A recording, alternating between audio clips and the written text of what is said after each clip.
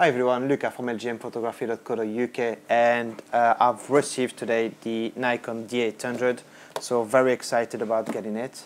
And I just wanted to do a quick unboxing just to show you what's come in the box. Before I do this, I'm just going to show you what I also got on the side to make sure that my computer could cope with the file size. And it's an Extreme SanDisk Extreme SSD, which stands for solid state drive. So that is a very fast hard drive, pretty much, and it does make a huge difference when you obviously work when you have your Photoshop or Lightroom installed on this compared to the HDD. So a big tip if you want, if you're going to deal with big size files.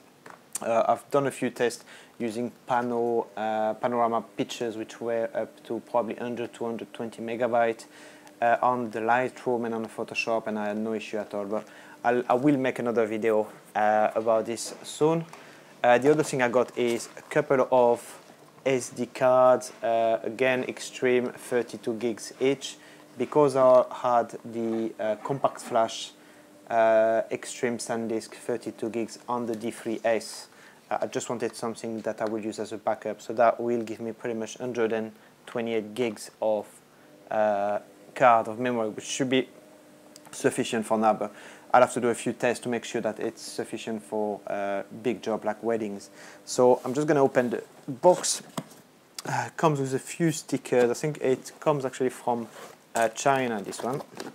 So you've got the manual, which was printed, which I probably will never use because I use manual. I have an application on my iPhone which is the manual. And it comes with the original manual, which is in Chinese, so that I won't be reading this.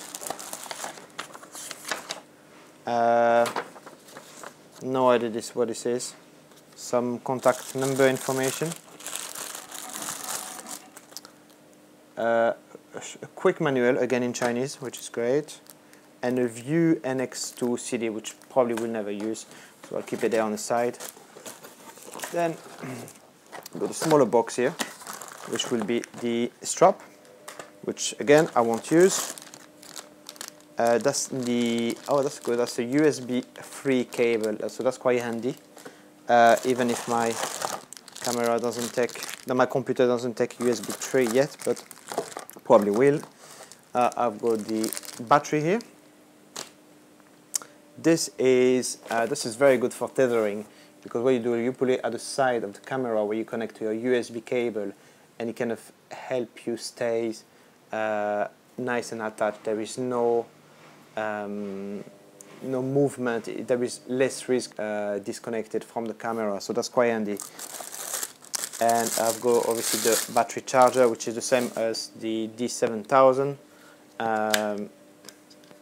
which is quite handy to have two battery chargers. So I got an extra battery, so I've got about 4 batteries for this camera, which is handy because the battery lasts less than the D7000 I was using, so quite happy with that. I'm just going to put all this back there, and let's open the camera. Wow, it's big. It is really big. It's really big. So it is. It's massive. It's much bigger than what I thought it was going to be. Very large on that side, and probably larger than the D3S I had. Definitely is. The D3S was somehow slimmer there. There is also a very good grip of there, which is nice. So it feels very good on your hand. I do miss the bottom part, but I've got a grip on the waist which should come there soon. I didn't take the Nikon grip. I went for a third-party grip, which from a company called Pixel. So I'll just do a quick unboxing when I receive it. But I've always went with third-party grips, and the only time I had a genuine Nikon was for a D200, and that's the only time I had problem with. So I personally recommend third-party ones. I found them as good as the Nikon or even better. But yeah, let's go back to the camera. So the buttons, I do like the way the buttons are. It's pretty much the same as the D7000. On top of this, you have, I'll do a little video here of the close-up here.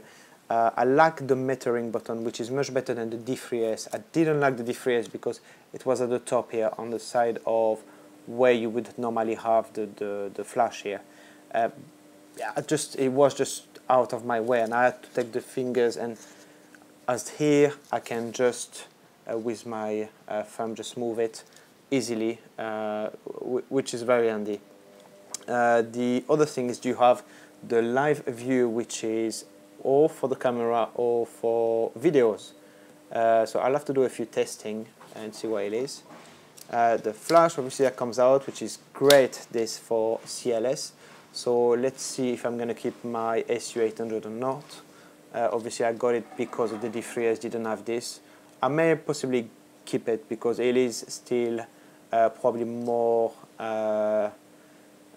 better than the pop-up flash sending a signal, but I do prefer commanding the flash from the inboard of the camera instead of the SU800. It's just easier for me, so I will probably on job try to use the pop-up flash. If I have any problem, I will then put the SU800. So that's yeah, that's it. Apart from this, the camera feels very heavy. It's a big camera. It's not a small. I will do a few picture comparison after this video next to the D7000, just to give you an idea on how large this camera is. But it feels very good in the hand. I know some people have been complaining about the record button at the top here, which is a bit out of hand, but my fingers seem to be able to reach it. The mode button, a little less, so I may, yeah, it's just a question of getting used to it, you know. I don't have, I have normal fingers and I can reach it with a bit, with not too much trouble. Apart from this, it does look very nice. They really did put some work into the design of this camera, and yeah, so far so good. So it is my unboxing of the D800. If you have any questions, please let me know. I'll be doing much more reviews about this one. The first thing I'm going to do and test is the metering and the left focus to make sure it's right. I know lots of people have been complaining about this issue with this camera, so I'm just hoping I don't have these issues. The model for this one is 560 something something, but I know the certain series have been have had issues, so I'm just hoping this one won't. It does take CF and SD card, which is great, so I'll have 64 gig of memory there, and I'm probably expecting to have the camera telling me I can take probably 400 pictures with one card. I'm probably thinking that I'll be probably taking about 500 to 600. Every camera I have, the average the camera gives you when you put a full card in it is always wrong, and it's always give you a smaller number than what you can actually take. But it'd be interesting to see actually what the camera gives me when I put a card in it and what I can actually get out of the camera. I will be shooting in RAW 14-bit uncompressed file, and I will be doing some testing on comparing the shot between 14-bit and 12-bit and see what the difference is. Is it worth it to have files which are nearly twice big for going from 12 to 14? My experience, I would say yes, it is worth it, but I will do some proper testing, and then we can have a look on Lightroom what it looks like.